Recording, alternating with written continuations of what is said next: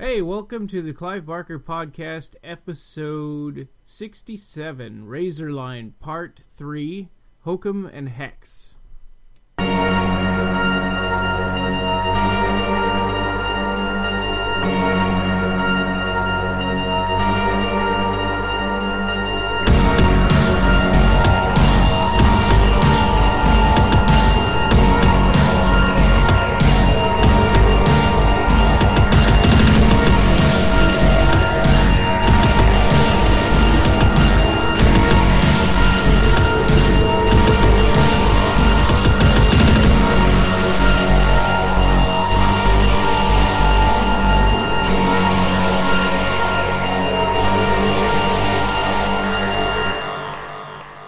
Welcome to episode 67 of the Clive Barker Podcast. We're Ryan and Jose. Hey guys. Hey. So I guess in the news, the first thing we have is the first tale, Clive Barker's first tales. The printing was delayed. I think it was a delay in the printing press or something like that. Yeah, just delayed until April, so it's not a huge delay. Yeah, I mean, people have been getting a bunch of stuff from Clive Barker now. Yeah. This year is a great year for that. So, hey, if it's a little delayed, I mean, we'd rather have good books than bad books, right? Yeah.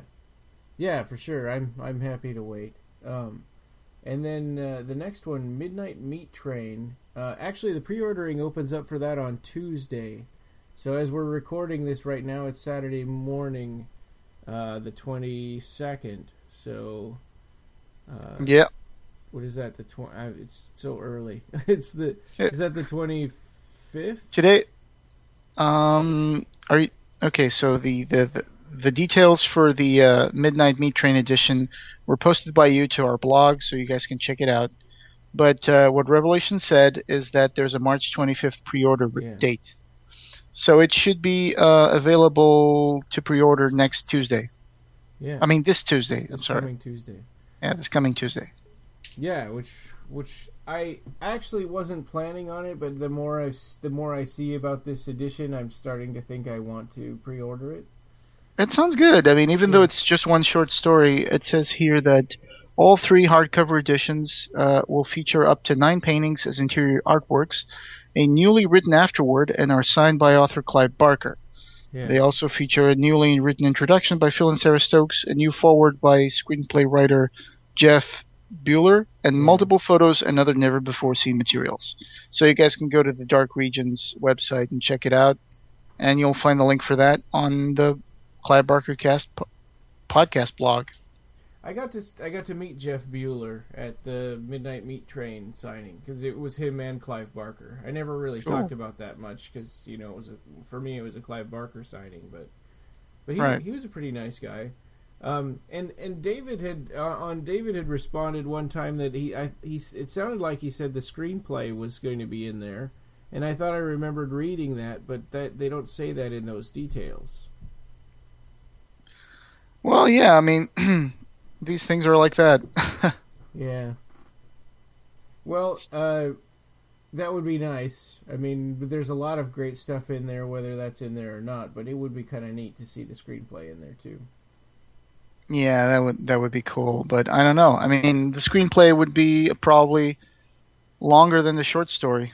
Oh, for sure. Yeah. The screenplay's got to be like 90 pages or 100 pages. Something like that, I guess. Yeah, and the short story is probably like, 35? Although, I think, have you ever looked around to see if the Midnight Meat Train script was online? No. Okay. No, I mean, I suppose it could be. I never really have searched for scripts online until pretty recently. Right. I'm sure that there might be a chance to find it online, but these things are always, leaked, so it's never a legal download of the script anyway. Oh yeah, when you found that copy of the Nightbreed script, the second draft one, did you give a copy of that to David? Yes, I have. Oh, cool. Yeah, Good, he was very happy about that. Yeah. I found kind of a transcript of the Midnight Meat Train, by the way, online, but it's more like a transcript of the film. of the film, I think. So it's not really a script. Anyway. Huh. I wonder why somebody would go to the trouble of doing that. Yeah. There's this website that a lot of people use IMDb for movies, but there's a little known thing, which is there is a Internet Movie Script Database, IMSDB. Oh. It's imsdb.com. It's the Internet Movie Script Database, and I think people contribute scripts to that place. So. Oh. Wow. Okay. Well, the next one, your short story that you submitted for the Midian Unmade anthology. You posted it on our website on clivebarkercast.com. Yeah, that's right. I tried my luck. I mean, it did get rejected when I first sent it, but I thought I felt pretty good about my story, and I was like, yeah, why not post it in the blog? So I posted it in the blog and shared it on Occupy Midian. Some people seem to enjoy it, and I'm happy. I've been debating whether I want to put mine in there now because his feedback kind of the feedback I got on it kind of made me feel like, oh, maybe I don't want people to see this now. Oh, come on, just try it. I mean, I'm sure a lot of people will enjoy the story, and I mean, why not? Sure. There's nothing to lose, and there's nothing worse, I think, than keeping a story in a drawer. I see what you mean. Yeah. Yeah, that's a shame. I'll probably do that then here in the next week or so.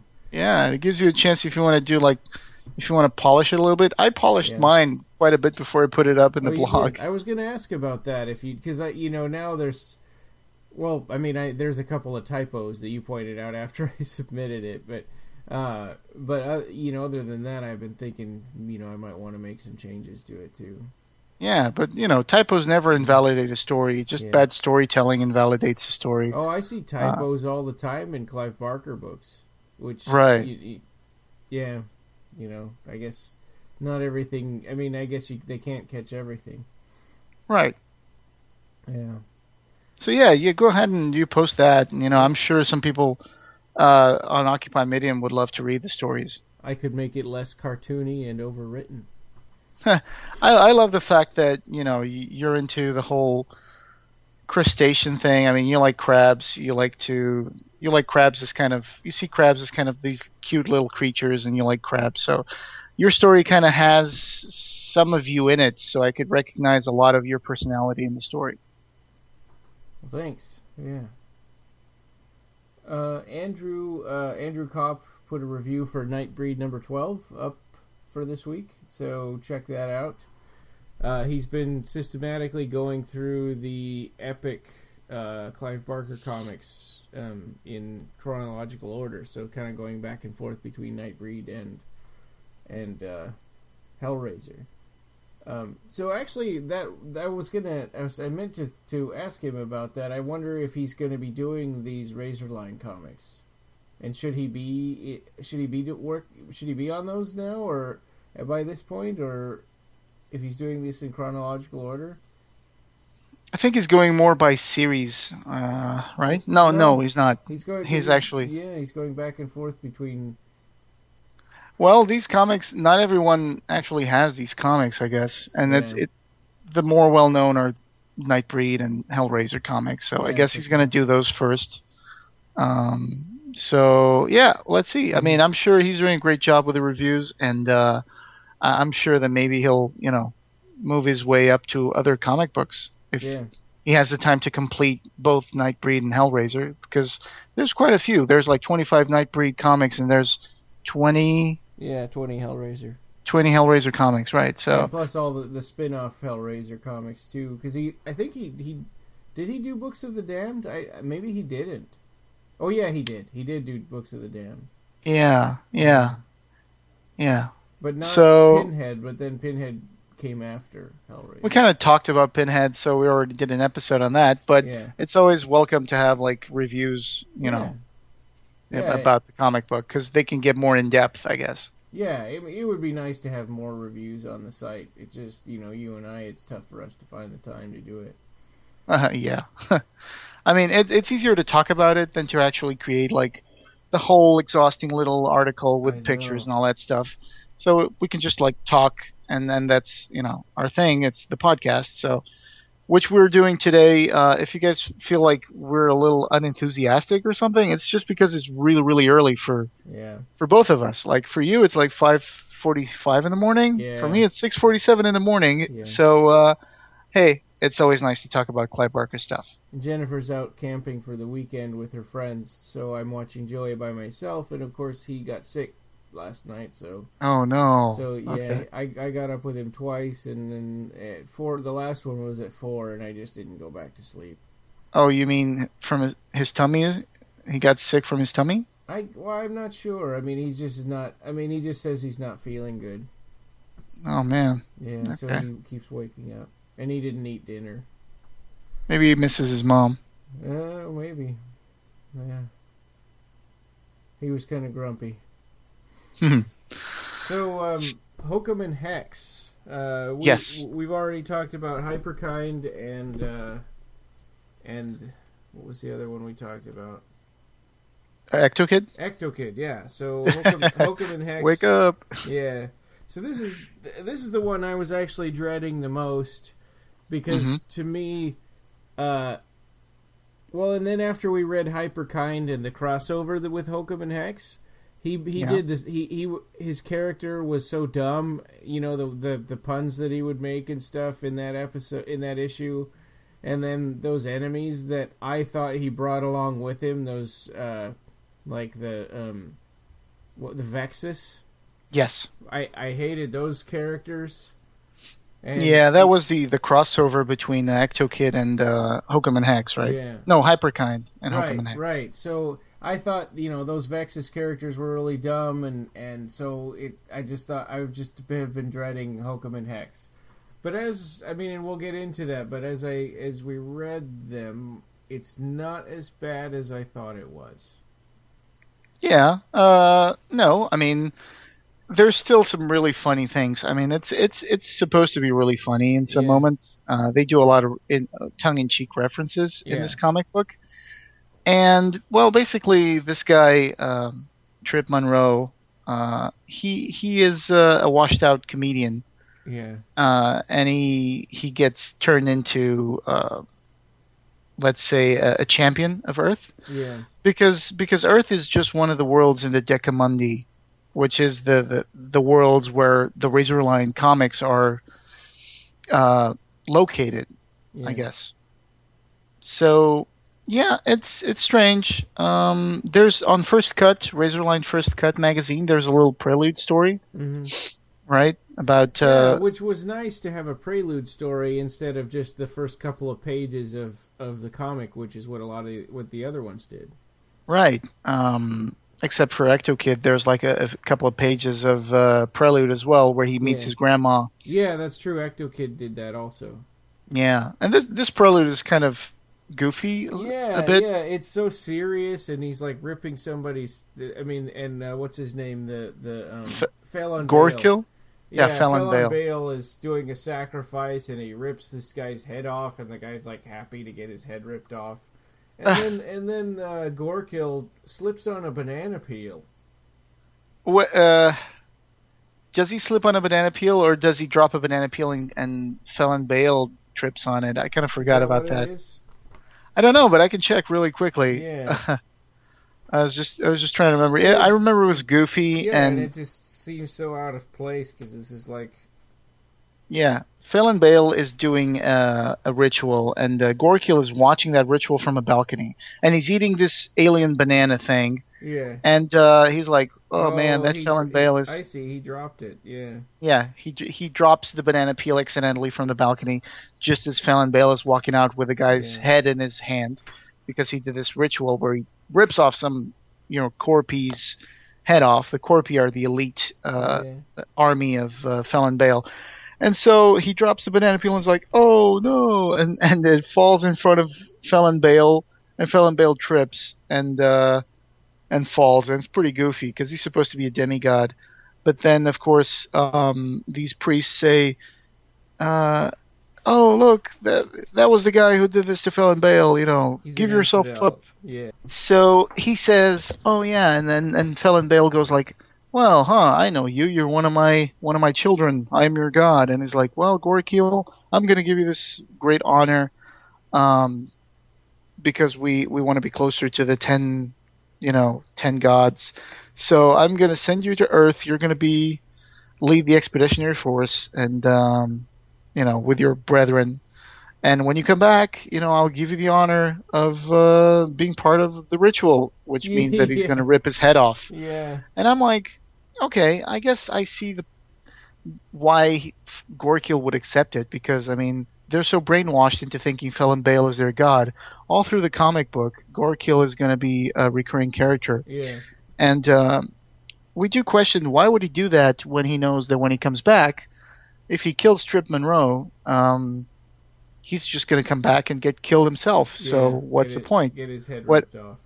Yeah, but I guess we find kind of the answer to that further down the road, because they're so brainwashed into thinking Felon Bale is a god and that they have no choice or whatever. Yeah. And well, and also they think that if he does that ritual, it's like instant trip to heaven.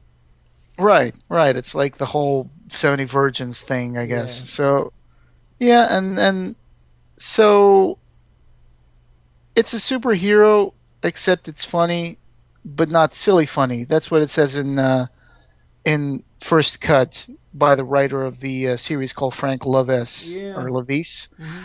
But I disagree. I think it's pretty silly funny. Well, especially in that Hyperkind crossover where he creates a whoopee cushion for them to fall on, and he makes horrible puns. But the writing wasn't that bad in this series as it was in the crossover, I thought.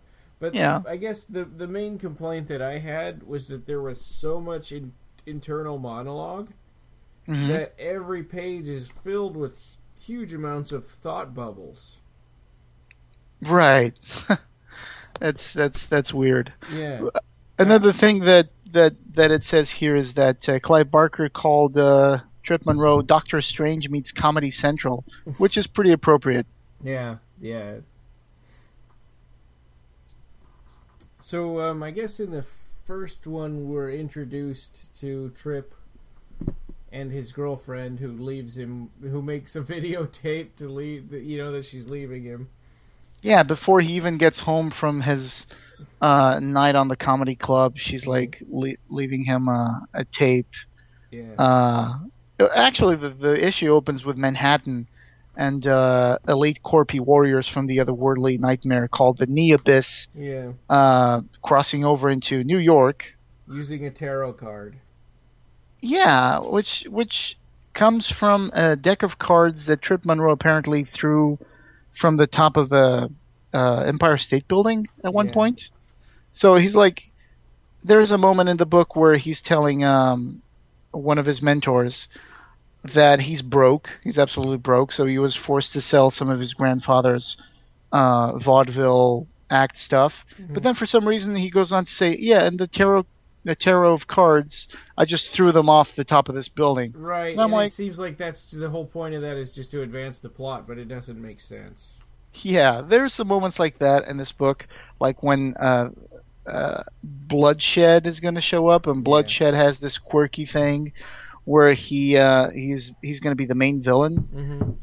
There's going to be a 4-issue arc story about Bloodshed, and he's a killer who talks to himself and answers himself as well. Yeah. Just so he can give exposition about what he's doing and who told him to do what. Yeah. And it's so contrived that we're reading this. Yeah. Just it just seems contrived and a way for the writer to advance story plots. But we're going ahead of ourselves. Yeah. Well, and they even in Then there's an issue where Trip catches himself doing that too. Which was kind of funny, but we'll get to that one. So the Felon Bale is from the Neabyss, right? That's the planet that he's in charge of. I think so. Yeah. And he goes on crusades. He's He's like a Pat Robertson from another dimension. So Yeah. he goes on crusades and he takes over planets, and he kills first and converts second. Yeah. Well, and the strange, I don't know if this was supposed to be funny or what, but like when he's talking about Earth and how sinful everybody is, he said he talks about all these things that are real problems, and then he says and the men force their women to work. It's like, seriously? Yeah. It's hard. Yeah. It's kind of hard to take him seriously when he thinks that that's an issue. I mean, he's supposed to be this curmudgeon of a demigod, and Trip Monroe's source of his powers is another demigod called Godkin Straith. Yeah. Godkin Straith is a partying demigod. Yeah. Like he likes gambling. He likes partying. His inner sanctum is full of like people just partying away. And what we learned through the course of this comic is that Felon Bale is an actual one of the 10 gods of the Decamundi, and Godkin Straith is just a demigod, but he's sort of scheming to make Felon Bale look bad in front of the other gods, so they'll kick him out, and then Godkin Straith can take his place. Right. That's his plan. He wants to ascend to godhood at the cost of Felon Bale fall from grace. Yeah. So and he's really just using Trip Monroe. He's not really trying to help Earth. No, not really. So we opened up with the elite Corpi warriors coming over, and after Antoinette leaves Trip Monroe the tape, saying that he was too nice, he was too much of a nice guy. She was tired of his puppy-eyed look, and we see Trip Monroe. Which is kind of lame. I mean...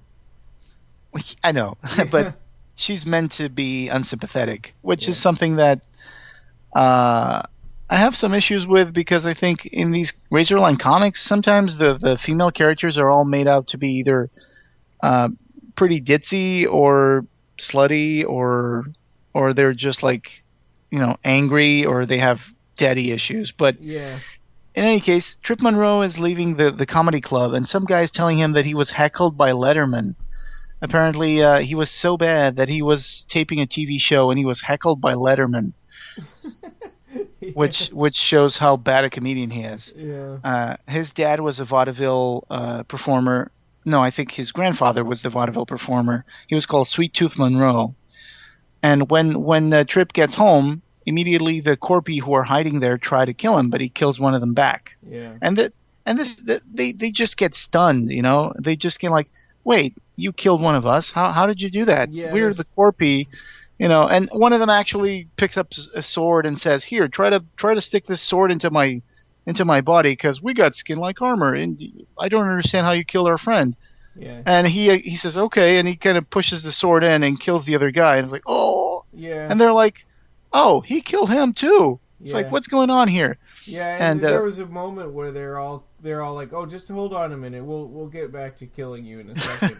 And they're like discussing. Yeah, yeah. And there was kind of that joke came up later on in the series that the Corpi are, they're these elite warriors, but they're also really polite. Mm-hmm. And they're very philosophical. Yeah. So, all of a sudden, Trip Monroe finds himself defeating the Corpi using some magic tricks that he didn't know he could do. Yeah. It turns out that he was given that power by Godkin Straith. And they're mostly like set off by emotions rather than like him planning to do stuff. Yeah, it's more like instinct or something. It's like he improvises at the time, and whatever he visualizes in his mind turns into, like he throws a rubber chicken because that's the only thing he has near him. He goes, "Oh, here's a rubber chicken. I'll just throw this at them and distract them while I leave." Yeah. And the rubber chicken kind of transmutates into this giant kind of like bird-like monster who attacks the Corpi. Yeah, and then if it were a movie, they would like have killed the guy off the screen. It was like it was off panel, and you could see the look on his face, like how horrible whatever it was that happened to that Corpi. Yeah. Although we're not really supposed to feel sorry for the Corpy. They're sort of these throwaway villains like stormtroopers. Yeah. And then in the first issue, they say that he's reconfiguring molecular fields. But then they change that to he's just changing the light and hypnotizing people. So he kind of changes how the light bounces off of things and makes them look different. And after he kills the Corpy, he kind of falls asleep for some reason. I don't know. I mean, he just killed like a bunch of aliens. What are you going to do? Take a nap? Yeah, he just left them all there in his house. And he just takes a nap, wakes up, and finds finds Antoinette again, which is supposed to be his girlfriend, but it's not. Who it really is a guy called Solon Ray, who's a judge from, the Nbsp. Yeah. And it just turns out that because he was waking up, he was like thinking about Antoinette, and he kind of made him look like Antoinette. Like he controlled like the light bouncing off of his body, and now he looks like Antoinette all the time. Which is kind of a weird thing. It is weird because Solon Ray complains about it through every single issue that, stop making me look like this. And Trip never gets around to fixing it, even though it seems like it would be really easy for him. Yeah. True. I mean, but I think to a subconscious level, he explains in a later issue that I think he wants to see Antoinette because he misses her. Yeah. So that's why he doesn't really change him back. Well, and it seems like there was supposed to be this romantic subplot where Mona Lisa was his true love, because Antoinette was kind of a clod or, kind of a jerk. And, but that, they didn't really have time to develop that. No, I mean there's this friend Lisa, like you said, and she actually introduced them for the first time. Yeah. And Lisa's more like a friend; she's not like a romantic interest, I guess. Yeah, but it seems like she likes Trip, even though he doesn't realize it. Maybe she does. Yeah. But Trip he's not a very smart individual. He's pretty much clueless all through this whole thing. He just kind of has a revelation moment, like in the 8th issue. And the next issue is the last one. So that's when he actually starts to turn more into a character with a purpose, but then he just, unfortunately, the book was canceled. Yeah. So because we will address this at a later episode, there was going to be a wrap-up crossover for the Razorline comic books, and it would be a story called The Tarot Conspiracy, but we'll get to that in a later episode. So I think I guess we got through number 1. I like the foil embossed cover. It's neat. It's got raised. I guess. Yeah, it's a foil embossed cover. Yeah. And there's some crazy looking Corpy warriors on the cover that you don't really see in the comic book, but it's just to get people to get it off the stands, I guess. Yeah. But Solon Ray is going to be like his mentor, and he takes him to this dimensional rift on top of the Empire State Building, which is where he threw his grandfather tarot cards. And he explains to him that the Corpy are going to channel through them. So wherever those tarot cards fell, that's a potential spot for a Corpy warrior to warp through into our world to try to kill Trip Monroe. Yeah. Did you understand why? Did you understand exactly why the Corpy wanted to kill Trip Monroe? I mean, how do they know who he was? Yeah, that's a good question. I don't think that ever got answered because they seemed to know that he was the champion before he did. Yeah. So anyway, so the first story was called Strange Angels. The second one is called A Convocation of Clowns. Yeah, which is weird. I mean, what? I don't. There are no clowns in this issue, right? Right. I think it's just more of a figure of speech. Even though I would argue that Trip Monroe is kind of a clown. Yeah. But that just makes one clown. Yeah. In the first issue, one of the Corpy actually materializes while he's with Solon Ray on top of the Empire State Building, and during the fight, he kills most of them, but he ends up being thrown out of the Empire State Building. Yeah. So in this in this issue, it opens with him falling, and he thinks he's going to die, but he just keeps falling through the floor. That's where his powers kick in again.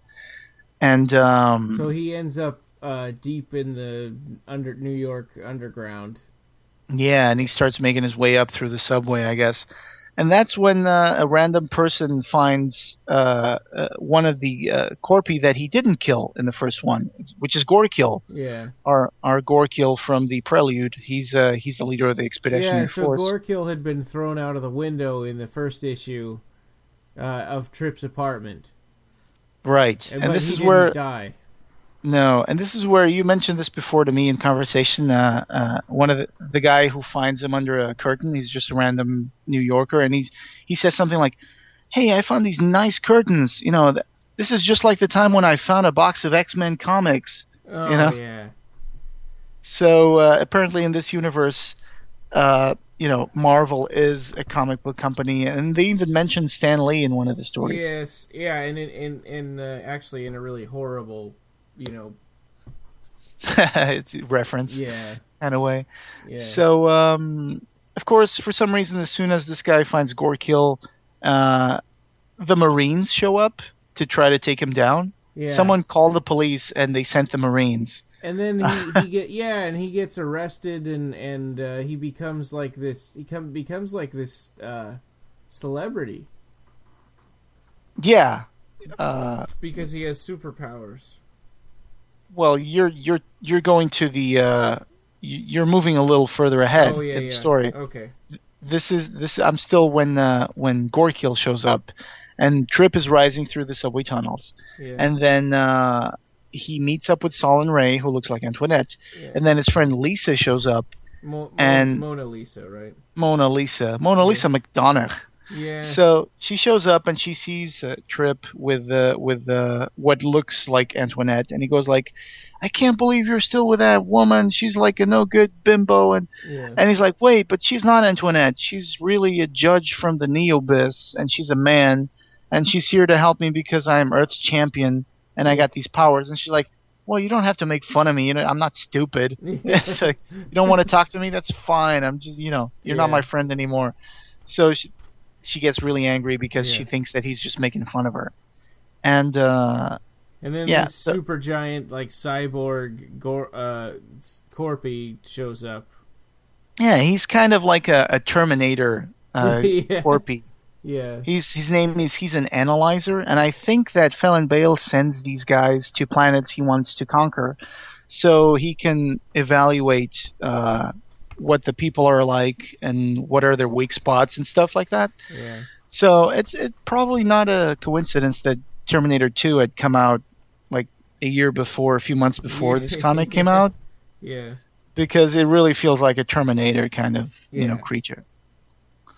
So Trip and Solon go and try to find Lisa in the comedy club where Trip hangs out all the time. And they find Lisa on stage, and she starts making fun of Trip, telling us a little more exposition about the character, who he is. She's really ruthless. I would think that the stuff that she's saying is unforgivable.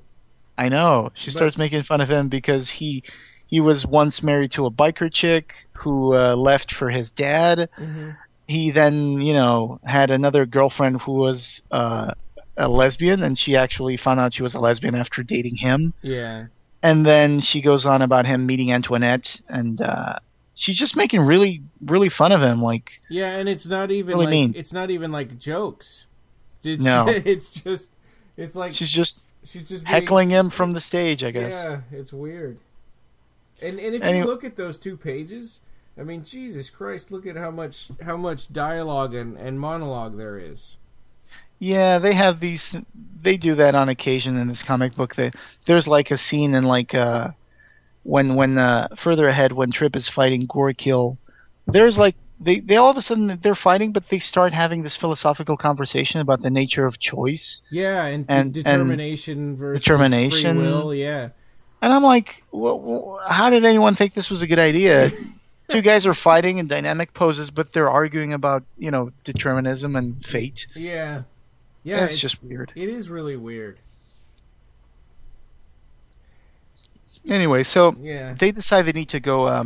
So the analyzer starts wreaking havoc in New York City, in Manhattan, and actually, I think it's the Rockefeller Center that they fight the analyzer. Yeah. So Solon Ray says we have to fight the analyzer, and he's going to destroy everything, and he's going to report back to Felon Bale all the weaknesses of planet Earth. You got to go there and kill it.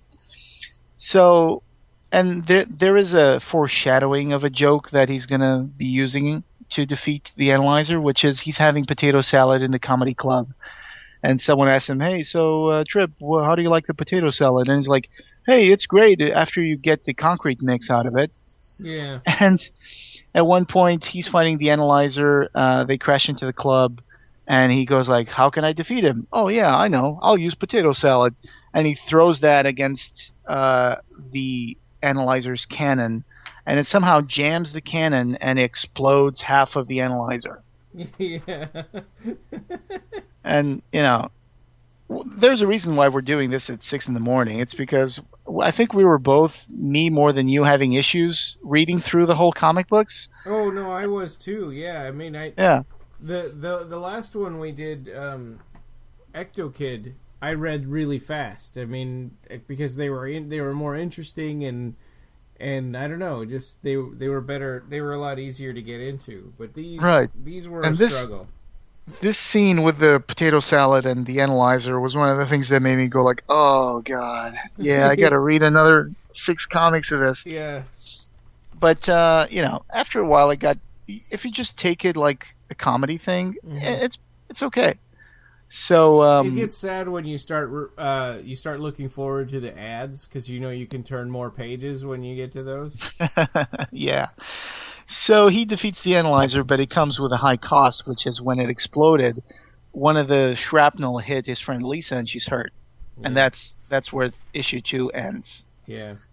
And issue 3 is called Someone Always Has to Get Hurt. And Mona Lisa will be in a coma in the hospital for the entire remainder of this series. Yes. Spoiler. So, for some reason, we end in a cliffhanger where Lisa gets hurt, but then issue 3 opens with Trip waking up in his bed, acting like it was a normal day, except for the fact that he's being woken up by a Jack-in-the-Box and some animated baseball figures. Because his powers are working, and he's like, "Wake up!" Yeah, there's a lot of like internal monologue kind of struggles with this comic. Yeah, so he's really guilty about what happened, and he goes to visit Lisa in the hospital. Yeah. This other character comes out of the blue. She's a bounty hunter, a female bounty hunter called Wraith. Yeah, and is it Wrath or Wraith? Yeah, I thought it was Wraith at first too, but then I went back. It's like, wait, no, that just says Wrath. Okay, so Wrath, the bounty hunter, shows up in Manhattan, kills a couple of her bounty. It's like, oh, you're dead or alive for me, so I don't care. It's like she breaks a guy's neck and shoots the other guy in the face or something. Yeah, and so her whole thing is like she just wants the challenge of being a bounty hunter. She doesn't really care about the money, apparently. Yeah, she's like, further ahead in another issue, she's going to be like, she talks to Antoinette because she thinks Antoinette is a woman when it's really Solon Ray. Yeah. And she goes like, I'm a woman and you're a woman too, so you should understand that, we need to, take a stand. And she's being all feminist like, but she's really just being a jerk of a bounty hunter. Yeah. Yeah, and she's got like she's got this fancy like camera thing on her eye. Mm-hmm. Is it what it is? I thought it was just like a fancy lozenge-shaped eye patch. Oh, maybe. But there's something that automatically transmits a video of her, even though so it shows her face, even though it's attached to her face. When she like calls somebody on in video conferences with them, with what looks like an iPad on the guy's desk. Yeah, just like the bad, movies where the villain always has cameras that are catching all the action that's happening somewhere else, even though there are maybe no cameras there. Mm-hmm. So she's hired by a guy who works for the Paragon TV network. Yeah. And all they want is to talk to him. Yeah, because he's like this. He's got superpowers, and they think it's a big scoop. Yeah, because they saw him. He got filmed fighting the Analyzer in the previous issue, and now he's like, "Oh, wait, we got a superhero. Let's try to get him, on TV." And she's like, "No, I'm gonna kill him." Yeah, and then we cut to Felon Bale. He's complaining about Godkin Straith isn't playing fair, so he goes to Neospace. He complains that Godkin's champion already has a mentor, because he found out that Solon Ray is like mentoring Trip Monroe. Yeah. So he goes off to the Neospace, which is like the equivalent of doing a long distance phone call, and he talks to Godkin Straith, and he says, "Hey, I know what you did, and I'm gonna have a champion too." So at first I thought his champion was going to be Gorekill, but turns out that no, he's going to create another champion on issue 3, I think. So Gorekill, in the meantime, broke into a room in the Chrysler building, and there's a funny moment when he breaks the window, he gets into the office, and then he hears like people coming in, and it turns out to be like people just showing someone, "Oh, this office is empty. Like, there was a killing here, so we never really used it for anything else. And, oh, look at that ugly statue in the corner. That must have been from the previous tenant."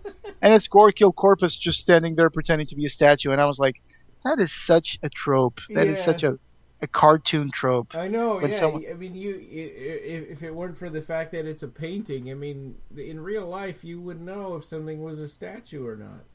Yeah, so it seems to me like for the next 5 issues or so, Gorekill is going to use as his base of operations some random office he broke into in the Chrysler building. Yeah. And he's actually, there's a funny thing where he's talking about, and I'm paraphrasing, man, I could go for some of that round stuff with cheese and red sauce on top that these humans eat. So he's like longing for pizza. Oh, yeah. Yeah. So the reason why he pretended to be a statue when people found him in the office is because Corpy don't kill civilians, apparently. Yeah. That's what he says. "Oh, we don't kill civilians, so I'm just going to have to pretend, I'm a statue." Although I think the Analyzer grabbed some guy by the head and killed him, right? Yeah, at some point I think he did that. Yeah. Yeah, yeah. I mean, the story kind of floats a little bit. But anyway, Trip is in the hospital with Lisa, and he's complaining, "Well, Lisa, you're in a coma and you don't have any insurance." And I'm like, wow, if she doesn't have any insurance, how is she going to be on life support for all that time for the remainder of this show? Yeah. But Solon tells him, he has no choice. He can't quit because he wants to quit being Earth's champion. And there's a funny moment when they walk out of Lisa's hospital room, and I think Solon is trying to, get Trip Monroe to feel better about having powers. And he sees this kid and goes like, "Hey, kid. Hey, you want to see a magic trick? My friend here will do magic tricks for you." And Trip Monroe is like, "No, sorry, kid. I'm not going to do any magic tricks. I promise I wouldn't do it." It's like, "Oh, it's okay. Magic tricks are lame. Hey, are you sleeping with that chick?" Yeah.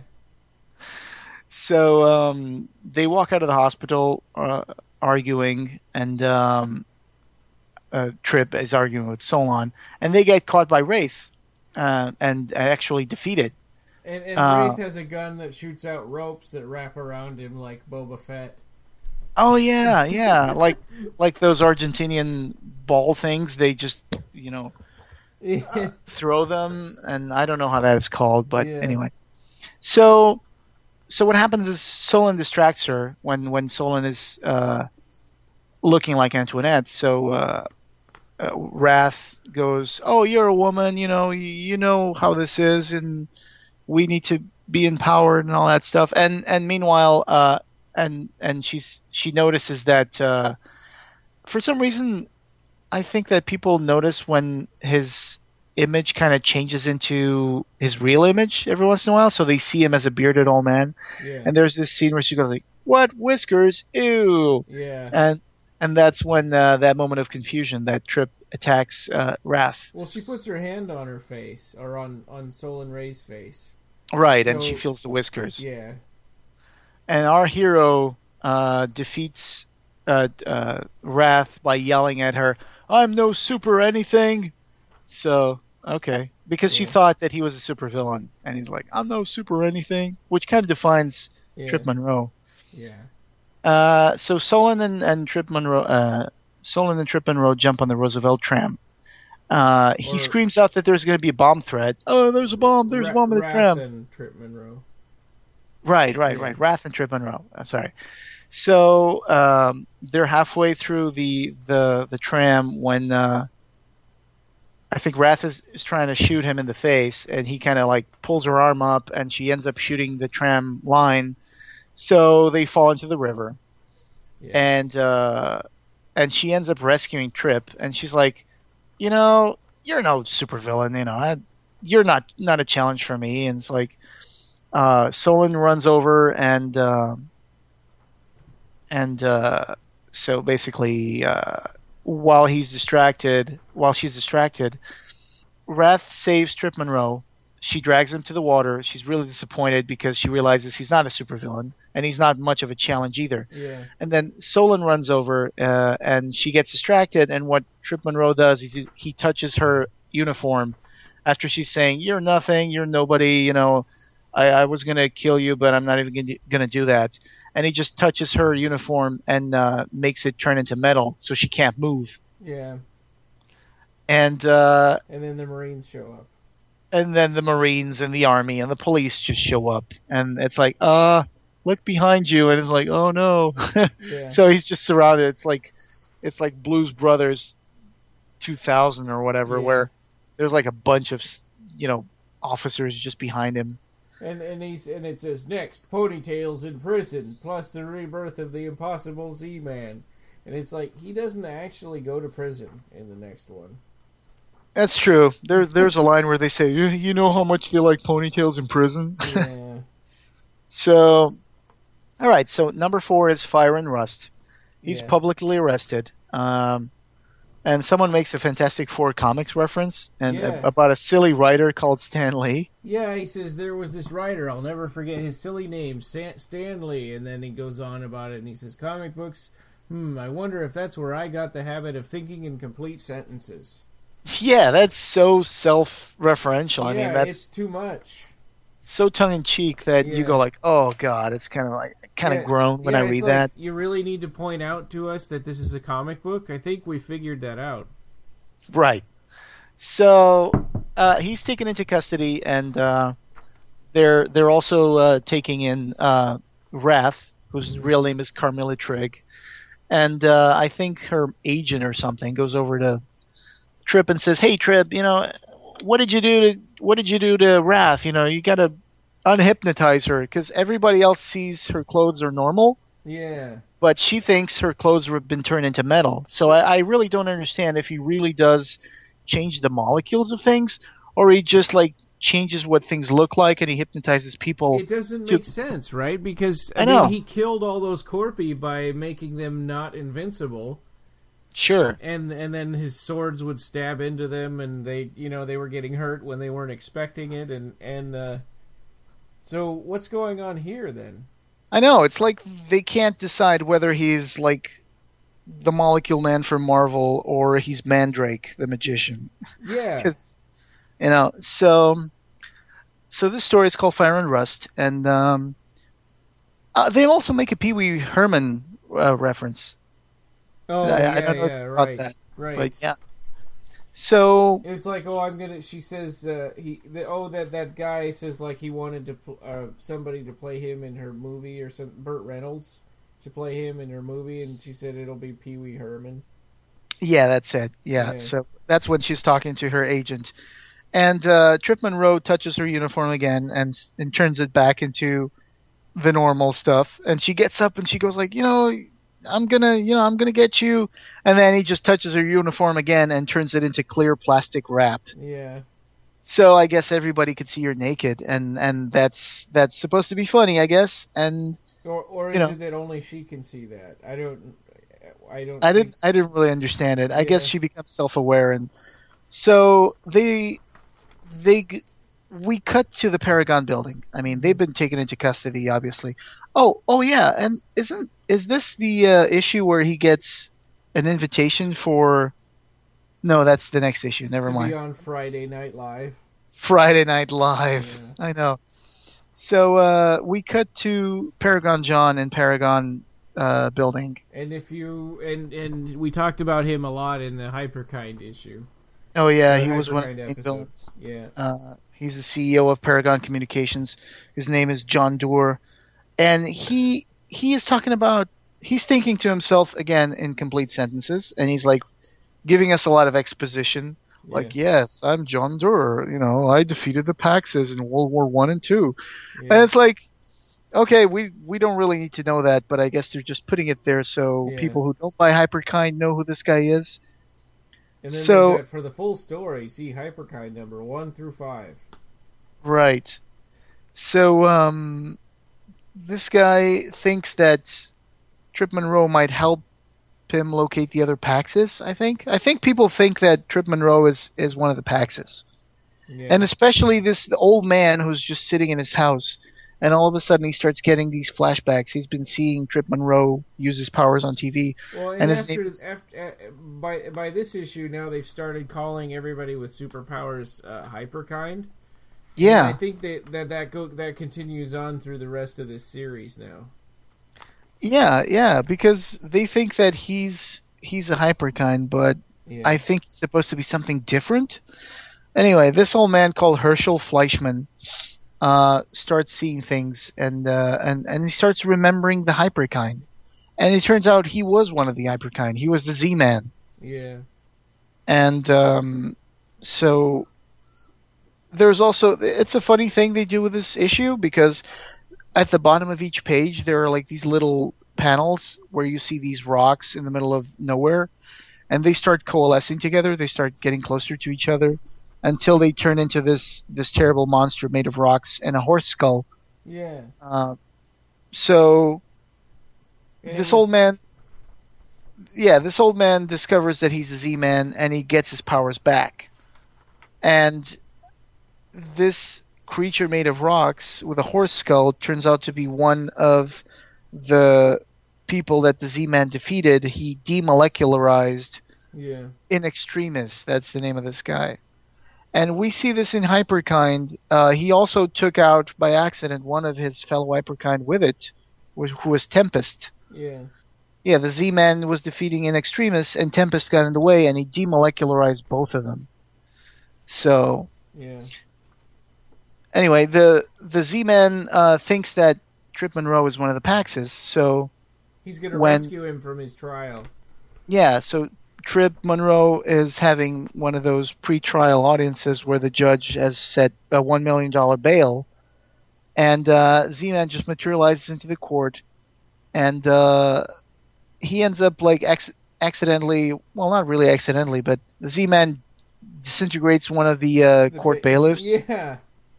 Yeah, and all of a sudden, the police comes in, they start shooting, and, Z-Man is like, no, you don't understand, nobody else remembers the Hyperkind. He doesn't know that Paragon John had that substance that he spread around and controlled the media to make everyone forget about the Hyperkind, which is another thing that's really weird. Yeah. But, so, the way Trip saves Solon from the... scattered fire from the shootout is he turns an American flag into a giant bra. Yeah. Yeah, it's crazy. Yeah, it's crazy. There's also another like thing that's supposed to be funny, but it just comes off as awkward. Which is after the court audience was done and they were about to walk out before Z-Man materialized. Trip Monroe's lawyer is trying to hit on Antoinette. Who is really Solon Ray. Yeah. It's like, hey, are you doing something? Are you guys together? And she's like, no, we're not together. Oh, do you want to go out on a date? And then, in the middle of the battle, with Z-Man, Solon Ray tells the guy, I'm a male. And the guy goes like, oh, I shouldn't have moved to New York. Yeah. Yeah, anyway. It's like lame. So, the Z-Man... starts to the Z-Man, he takes control of the situation, so he starts talking about how nobody remembers the Hyperkind. He starts recalling how he killed In Extremis and Tempest by accident. And then In Extremis has been following the trail of his power, and he appears at the courthouse to destroy Z-Man. Yeah. So, and he does defeat Z-Man, and Trip beats him with another kind of, it's a punish kind of thing. I mean, he's made of rocks, so what he does is he grabs some papers from the courthouse and he plays rock, paper, scissors. Paper covers rock, so he creates this giant page of paper that kind of wraps around In Extremis and kind of crushes him. Yeah. So after he does that, everyone the Z-Man destroyed comes back, like the Bailiff comes back, and yeah, which is, and then that was really lame, and that kind of disappointed me in this series, because it's like that guy was disintegrated. I mean, it's a real cop out to say, oh, now everything's okay again because they got the bad guy. Right. So, oh yeah, everyone they defeated, it came back, and they're unharmed. So, and in the middle of all this rubble, after they're walking out, someone hands Trip Monroe with an invitation to host Friday Night Live. Yeah. Live from New York, it's Friday Night Live. Yeah. So, that's pretty funny. That is pretty funny. The number 5 issue is called Where Have You Been All My Hyper Life? At the end of the last issue, Trip Monroe also discovers that he kind of lost his powers. So in the fight with In Extremis, he ends up losing his powers. So in this episode, issue number 5, he is now on set for Friday Night Live, and someone is telling him, "Okay, so we want you to transform these statues into like Joey Buttafuoco or whatever." Yeah. And he's like, "Oh, I forgot my line." And they're like, "Cut, hey, you can't keep flubbing your lines." And Solon Ray walks over and is like, "You can't do this. We should be like fighting the Corpy and wasting time being on TV." And he has a good point. I mean, what are they doing here? Yeah. I mean, well, and that's the whole thing. It's like you're wasting our time. Right, and so you only have nine issues of this comic book, so why are you wasting all this time with this? Yep. Yeah. Because his dream was becoming a famous comedian, I guess, and hosting Friday Night Live. Mm-hmm. But it just doesn't hold up, and he's been flubbing his lines deliberately because he doesn't have any powers, so he can't really do anything on camera for them to see, which was the whole reason why they got him in the first place. Yeah. And anyway, why is Paragon John allowing this? Because if he has superpowers, then Paragon John would want to kill him or discredit him. He wouldn't want to put him on TV to show off his powers. Well, the thing is that Paragon John has put those statues on the set for him to use his powers on, because those statues contain the Vexes, and he wants him to raise the Vexes without knowing. Yeah. So, which will happen because one of the Hyperkind crossovers was they fought the Vexes. Yeah. So, yeah, a crazy assassin. And I'm not a big fan of this Marvel style of crossovers where it's like, now you got to read this other series to see what happens next. Yeah, that's one of the reasons why I kind of quit comics in the 90s, because they were like, X-Men were doing crossovers with X-Factor and X-Force and whatever. And then Spider-Man was the Amazing Spider-Man, the Spectacular Spider-Man, Peter Parker, and just the normal Spider-Man. Yeah. So they kept jumping around, and if you subscribe to one of these magazines, at one point you would just be getting one part of a larger story every month. And it really turned me off. And I subscribed to some comic books in the 90s, and I started getting just these random, parts of stories. And I was like, well, this sucks, because now I have to buy like 4 comics a month instead of just... So that's one of the things I didn't like. But, so here, after the events of the previous issue, the judge that sentenced, that was going to put Trip Monroe on trial, he ends up starting to remember because he saw the Z-Man and he starts to remember, oh, that's right. The Hyperkind were real. I'm starting to remember more and more. How did we forget about the Hyperkind? And then for some reason he goes into this bathroom full of graffiti and he sits down and we just see him go like, ugh, and he's been killed by this guy who's a serial killer. And blood drips out of his mouth. Yeah. So he was strangled by the serial killer. And I don't think we ever know his name. So he's walking out of the bathroom and sits down in his car. And who shows up in his back seat? It's Felon Bale. Yeah. It's like, well, it seems I've discovered my champion. What, he just picked a random dude off a street in New York? He just got into his car? Yeah, well, since you killed somebody, you're perfect. I guess. So he turns him into his champion, and it's a guy called Bloodshed. Why wouldn't he make one of his corpy his champion? I don't know. That would make a lot more sense. I don't even know how he turned up in Earth, because Felon Bale was in his knee-abyss world, and the whole point of him sending Corpy was that he didn't have to come to Earth himself. Yeah. Right.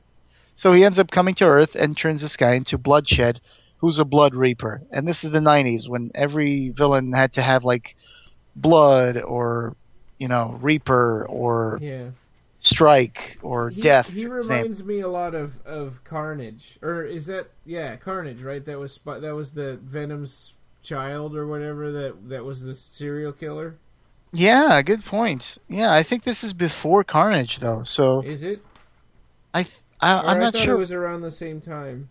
Maybe it's around the same time, because I remember Maximum Carnage was one of the crossovers that was going on. And everybody loved Carnage. And yeah, they were like, hey, Carnage is crazy because he kills because he can. Yeah.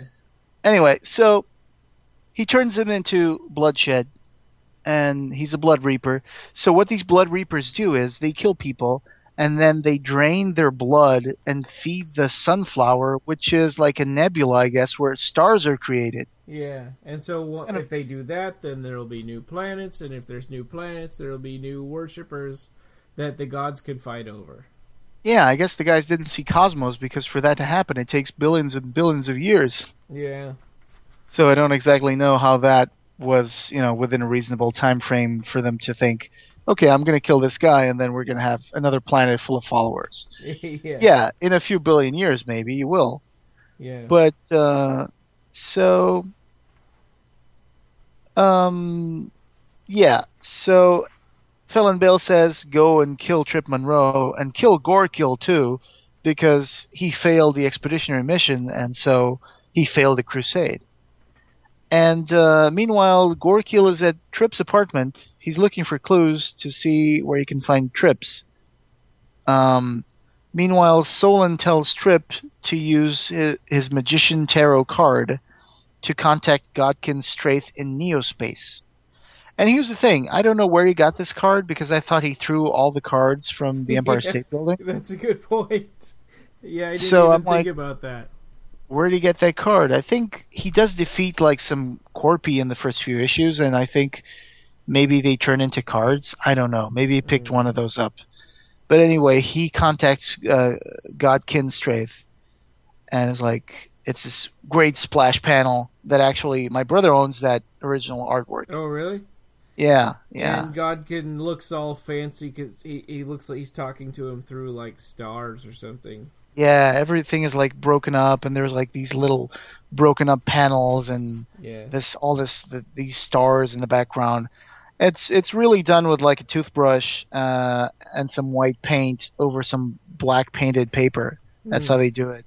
That's how you can see in the original artwork that they just painted it black, and then they just got a toothbrush and they just sprayed white paint over it, and that makes a star field. So that's cool. So Godkin's not pleased, and he explains to him that the reason why he doesn't have any powers now is because his power needs to recharge. And if he uses too much of his power, he will have to do without it for hours or maybe days. So it's kind of like Armada in Hyperkind. Like, if she shoots too many bullets, it drains her life force. Yeah. In this case, if he uses it too much, he kind of can't do it. And it's not just that. It's like if he uses it in self-defense, it uses a lot less energy than if he just uses it for fun. Right. It's just like that. I don't understand why the intention matters. I guess because Godkin is also like a partying god. He likes fun stuff. I don't know. But if he uses it for fun, it wastes the energy faster. Right, that's true. So, I guess he's trying to tell him that he needs to focus on the mission of protecting Earth against Felon Bale. Yeah, so he might have just set it up that way. Yeah, I think he actually does tell him. Yeah. He tells him to focus on the mission. So, so cut to Hyperkind in the Hollywood Hills, and they look kind of different because it's a different artist. Yeah. Yeah. So Diane thinks we see, I think, Armada and Kenny, who's Logix, and they're talking about They're talking about the Hyperkind. They're talking about what they need to do, and we see Trip Monroe goes into a strip club, and he sees one of the Hyperkind, Deanne, and she's the one who was a stripper, right? Yeah. So for a moment, he looks up at her, and he kind of thinks that he sees Antoinette. And it's because she's making him think that. So it's like everybody in this whole comic book looks like Antoinette, and Antoinette never shows up again. No, really. She only shows up in the first page of the first issue to record like her goodbye message, and then we never see her again. Anyway. Yeah. So he thinks Deanne is Antoinette. So he goes like, "Oh, Antoinette, is that you?" And Deanne goes like, "No, dude. What are you talking about? Security." So there's kind of this disturbance that's created, and all of a sudden Kenny punches him in the face. Kenny, what are you doing to my girl? Touching my girl.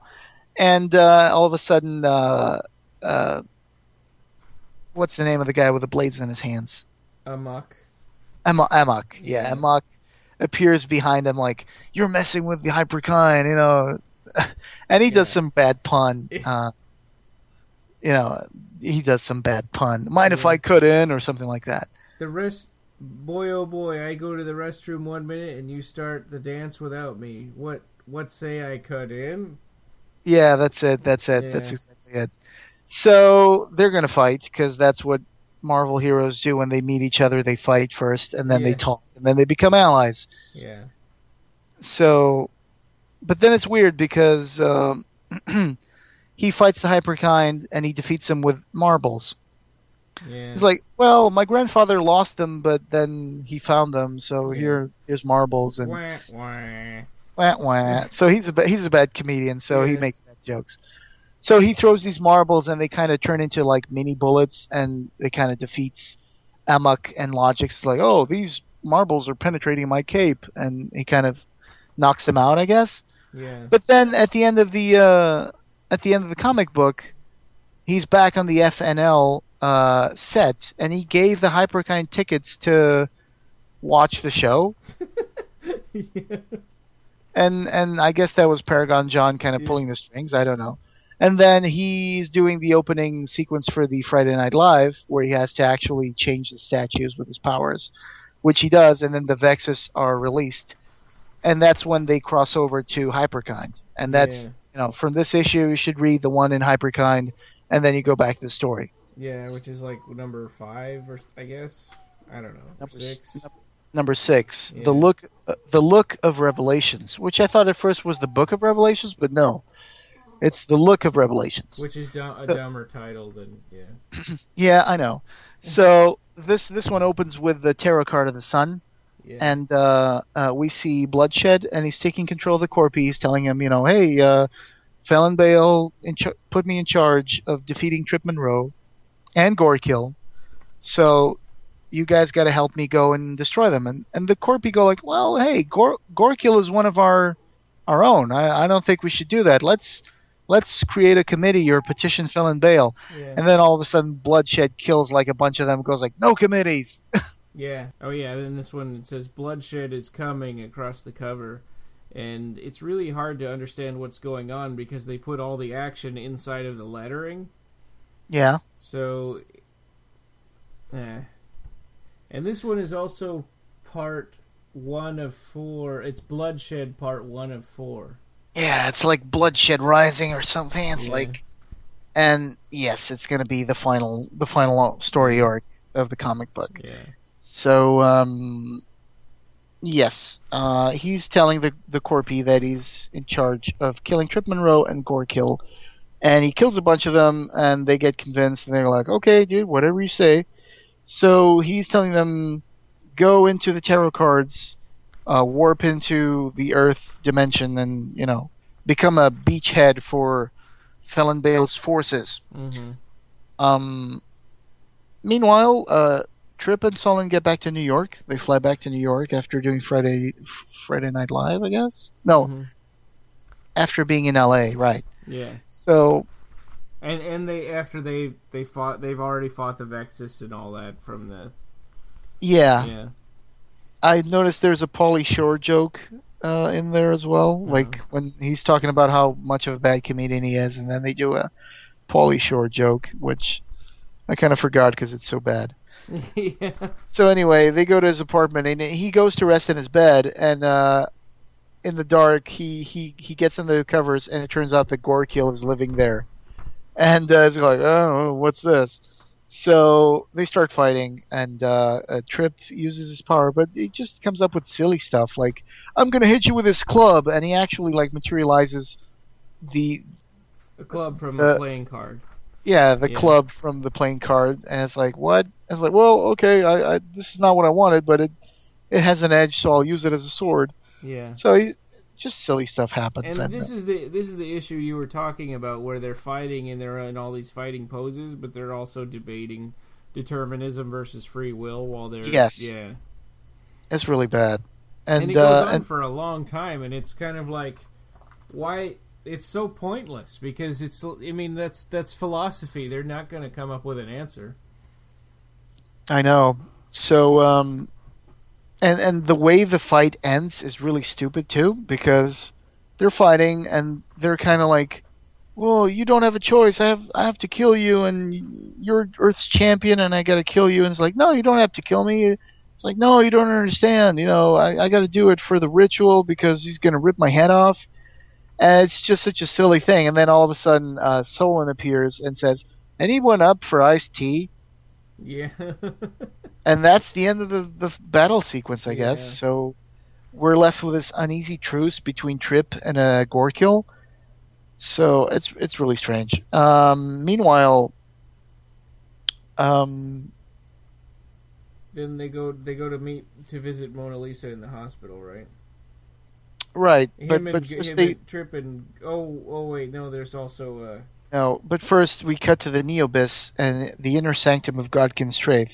Yeah. Who's a partying demigod? So we see his plan, and he starts thinking exposition thought bubbles. Yeah. His plan is to have Felon Bale make a tactical error to show the other 10 gods or 9 gods that he is unfit to be one of them, and leave Trip as his own avatar, using the Magician or the Fool tarot card. So it's kind of a convoluted plan, but basically, like you said, Godkin Straith wants to ascend to godhood and take the place of Felon Bale. So I still don't understand what error is he trying to get Felon Bale to do. Maybe it was creating bloodshed. But if bloodshed seems to me like he's a blood reaper, and that's one of the normal creatures in Felon Bale's army, so I don't understand how that would be any tactical error. Yeah. Yeah. Anyway. And it also is what makes Gorkin start doubting Felon Bale, and it's like if he would choose this guy for for a champion. For a champion, then maybe I've been all wrong about him. Yeah. So they go to the hospital. They're looking at Lisa, and he's like, "Don't you understand? She got hurt because of my powers." And he's like, "I understand what fallen comrades are." So Gorkill tells him how to cure her. He says, here's a medical scanner from, field battle. Let me just run it through your friend. And he discovers, well, your friend has a mysterious energy bubble in her brain.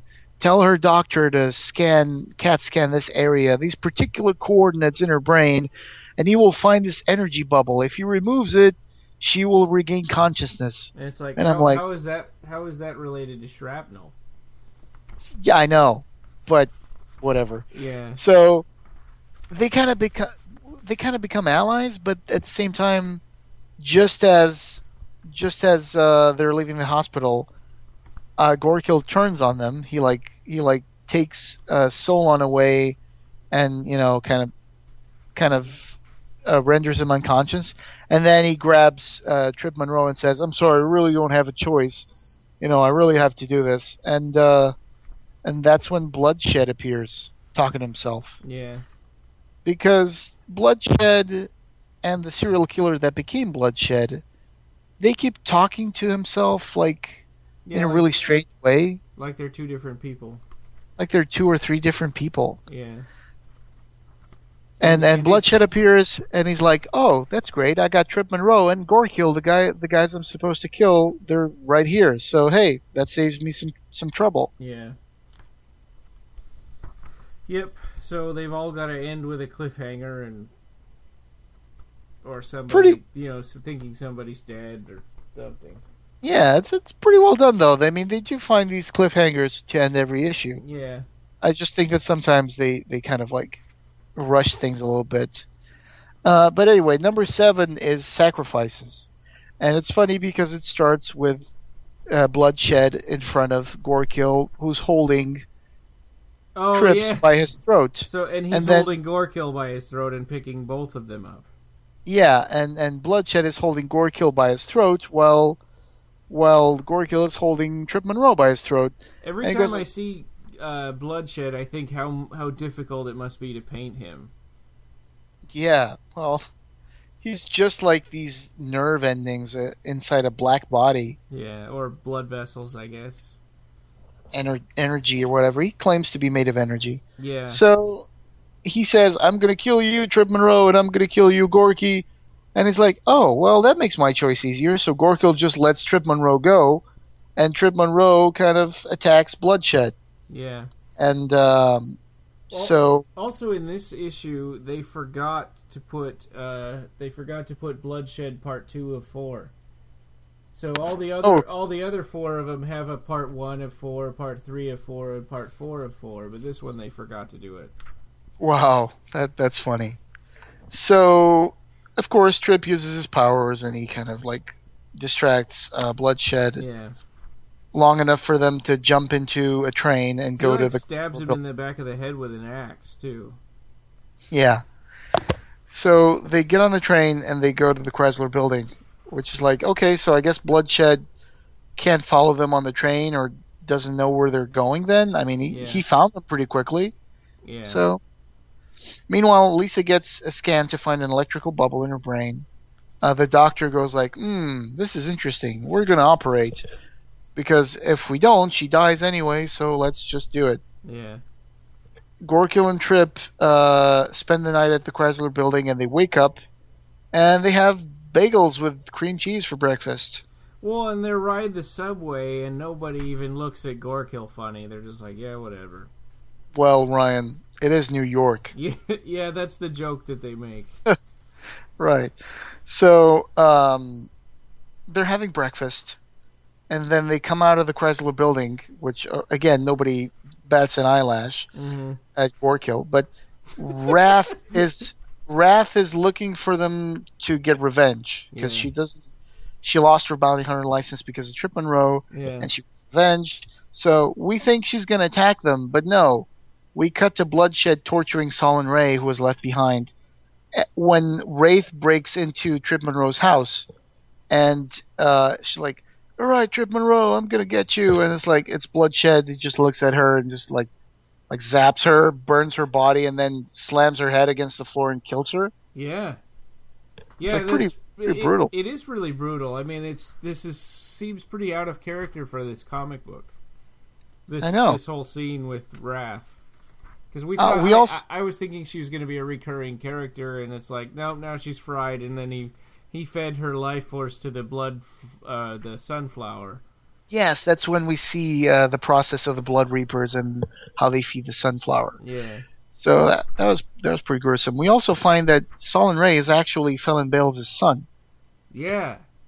Yeah, which makes it's a pretty big twist. They don't really explain it very well why he's decided to side with Gorkin Straith and. Yeah, they don't really explain it. They do say that he was a judge in the Neobis, and that he used to be more favorable to as a judge to things that Felon Bale used to do, I guess. Yeah, but he wasn't very fair, and he was just siding with. Yeah, so I don't really understand why he got into Godkin Straith instead of supporting his father. But, I mean, whatever. I think that's just one of those twists they put in there to make people go like, what a twist! Yeah, and they never got around to explaining it. Yeah. So, Gorkil and Trip find Solon, and he tells them that, he tortured me. I told him about Lisa, because Bloodshed went to the hospital to kill Lisa, because he knows that Lisa, that she's important for Trip. Yeah. So if he goes there, then maybe Trip will try to stop him, which he does. And there's also, before that, there's some exposition from Gorkin Straith, just thinking to himself about, look at that, this is the champion he picked, he really screwed up, and he's going to get caught, and it doesn't matter now whether Trip lives or dies, because he really screwed up, so they're going to take away his power, and I'm going to be the new god. Right. So they rush to the hospital, where Bloodshed apparently is smashing the circuit breakers or the control panel. Why does he need a baseball bat? I don't know. I guess electricity might be one of his weaknesses. Like Gorkil says that. Again, he's using wood instead of touching electricity. That might be another weakness, but they don't really use that in the story. No, they sure don't. No, because I thought they were going to trick him or something or zap him, but no, nothing happens. Yeah, he's just smashing. When someone says something like that, there's a callback to it somehow. Right. I expected that, but no, they didn't really, use it. So he's smashing things, and Lisa's being operated. She's having a brain operation, and we see two doctors, and one of them's like, "Uh-oh, the lights are gone. Oh, don't worry, we got 2 backup generators." And then after that, we see Bloodshed destroy the first backup generator, and just before he manages to destroy the second one, which would kill pretty much anyone on life support at the hospital, Solon Ray and Trip appear, and Gorkil appear to fight Bloodshed. Yeah. And then there's also another scene where Bloodshed tells Trip Monroe that he knew his mom. Right? Yeah. Right, which is... he says that he was a serial killer. Yeah, so his mother was one of his victims. And when I read that, I was like, wait a minute, were we supposed to know that he was a serial killer before? So I went back and looked at the issue where he killed that judge, and it's like, I don't think that they really gave enough information to tell us anything about that guy until now. Well, they just say that he killed the judge because Paragon John told him to, because the judge was starting to remember the Hyperkind. Yeah, being an assassin is not the same thing as being a serial killer. Right, but at the same time, it's like, how would Paragon John know the judge was starting to remember the Hyperkind? The judge was just thinking that in bubbles. He actually just thought, hey, I'm remembering the Hyperkind. This is so strange. And then he goes to the bathroom and he gets killed by a hired assassin, by Paragon John. Yeah. That didn't make any sense. I mean, that's why this is probably one of worst written comic books in the Razorline universe. Yeah, well, it's still not as bad as Hyperkind. Yeah, I guess. But it's pretty bad. They're both in the same category. Yeah. Ecto Kid was definitely the pearl in the whole batch. Yeah. And Saint Sinner was also pretty cool, but, Mm-hmm. it just, I don't understand what happened in the transition to movie. But that's another story. Yeah. So, Bloodshed tells Trip Monroe during the battle that he killed his mother, Louise. He was a serial killer who killed his mom all those years ago. Yeah. And he didn't really look that old when we see him before he becomes Bloodshed. Because in the next issue, we're going to discover that Trip Monroe lost his mother when he was younger and, sent him into a spiral of alcohol dependency and stuff. But as this revelation is given, it's a big shock. Trip Monroe kind of falters, and then Bloodshed just grabs him and Gorkill and throws them both against the final backup generator, and that's the final cliffhanger. It's like, he just destroyed everything. He threw them against the generator, so now Lisa's going to die, everyone in the hospital is going to die, and Gorkill and Trip Monroe are going to get electrocuted. Yeah, and just before that, Trip, for some reason, sprays him in the back of the head with a fire extinguisher. Yeah. Being goofy again. Yeah. So he says, "You slug, you sick, perverted slug, I'm going to fight you to my dying breath," and he sprays him with a fire extinguisher. How about hitting him in the head with the fire extinguisher? Yeah, that would be probably more, efficient. Yeah. So, issue 8, Collecting Oneself.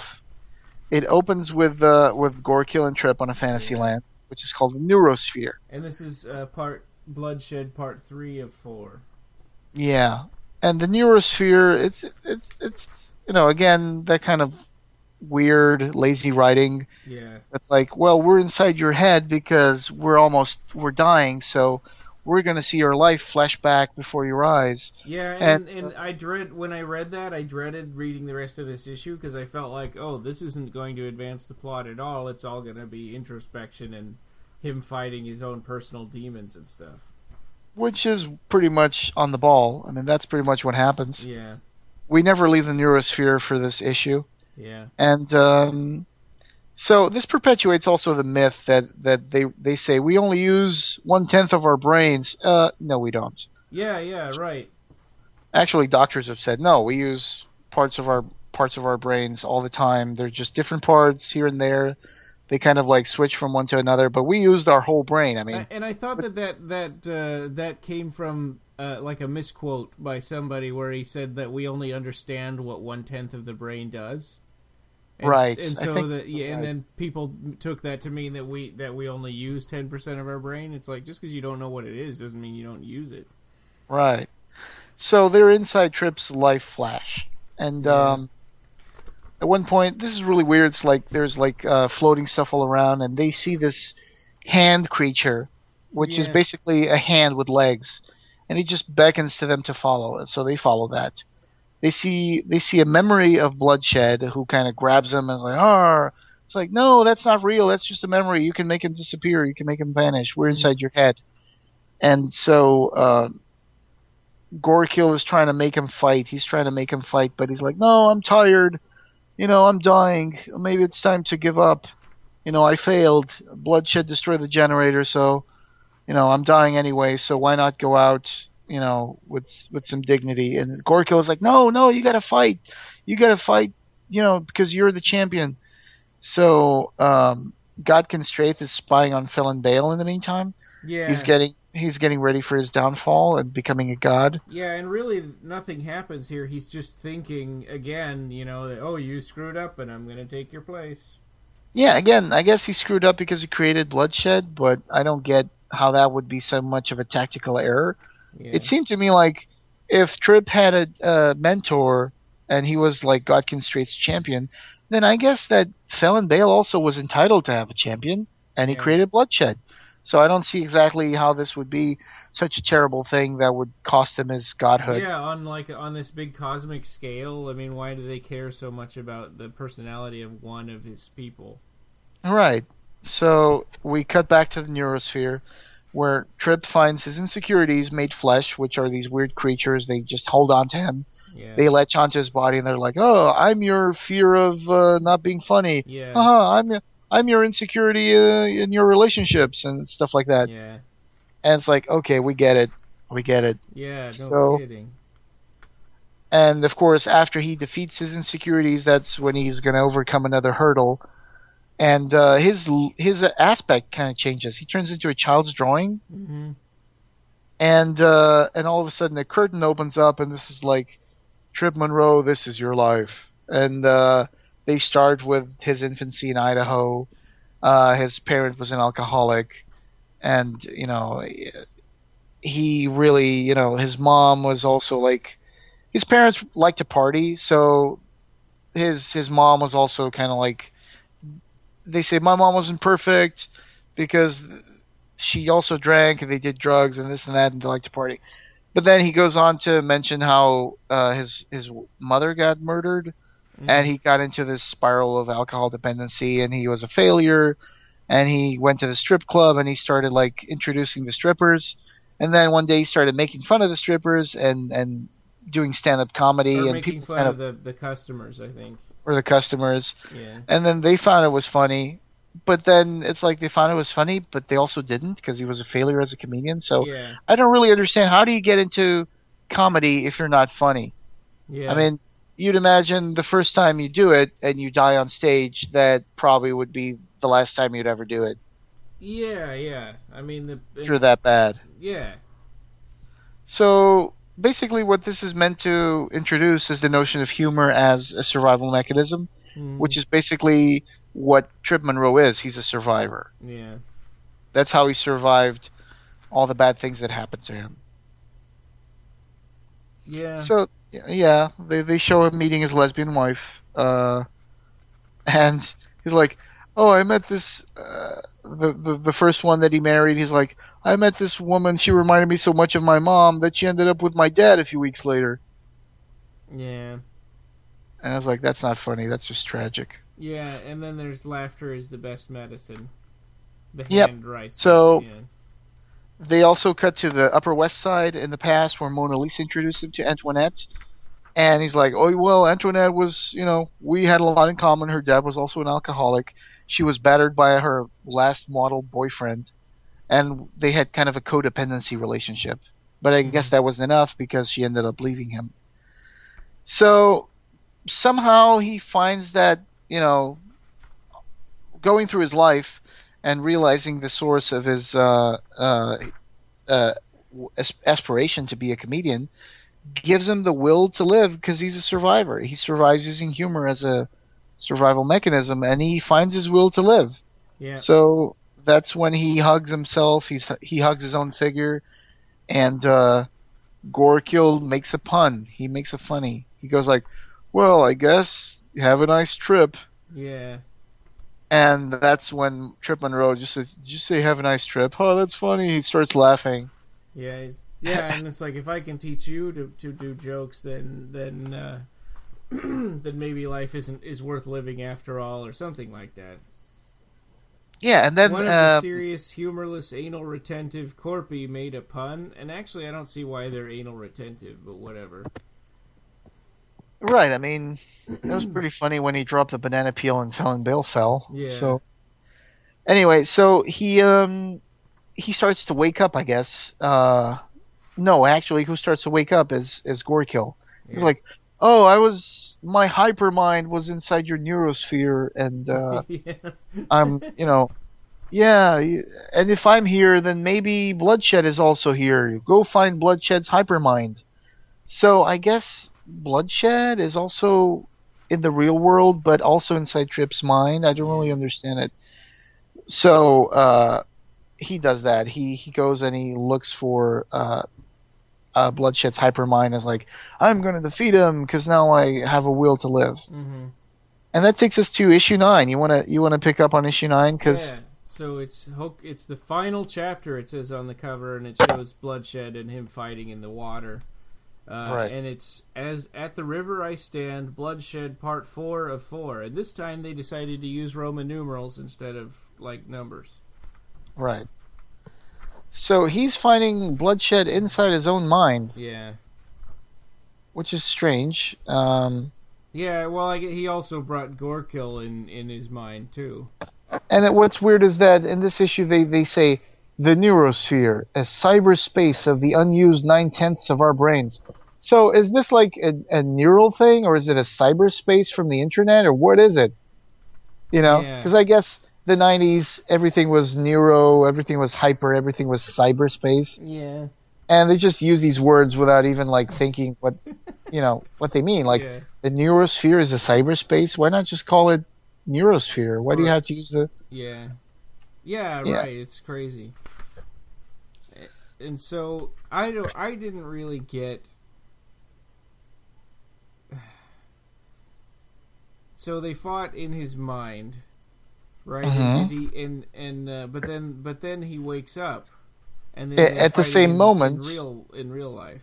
Yeah, at the same moment, Bloodshed is just standing there in the basement of the hospital, and Gorekill is still breathing. But on the other hand, there's electrocuted and burned like blackened earth is Trip Monroe. Yeah. So burned like blackened earth doesn't seem like something you can come back from. No. Yeah, or you wouldn't want to. But anyway, so. He says, we're both still human, this is still your world, so don't help Felon Bale take it.